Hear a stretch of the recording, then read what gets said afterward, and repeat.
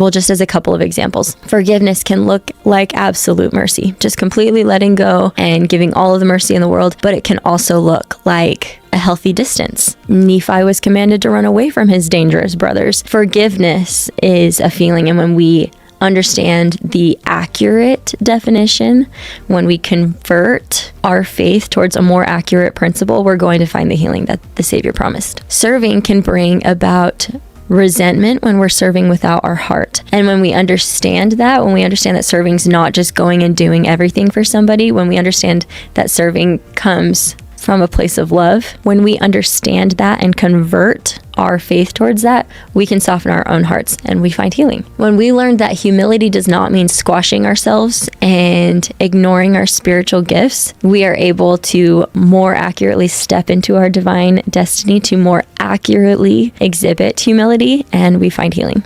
There are different aspects of our faith that are going to have to evolve. In fact, when you are inaccurately following the gospel, sometimes it can actually make the gospel that much more difficult. It can make it so much harder than it needs to be. When you are in the gospel and you feel like loving and forgiving means letting yourself get walked all over and just giving in to everything and being 100% peacemaker and never speaking up, that makes the gospel difficult. When Satan twists gospel principles into something that they're not, it can make the gospel very difficult to follow. But as we convert, as we change our faith, as we more accurately follow the gospel, we find healing. It is a natural consequence. That first definition of convert, was to change in form, character, or function. I don't really want to elaborate on this definition as much because it's just another way of saying what we've already talked about, and that's changing. And changing not just our function or our outward choices,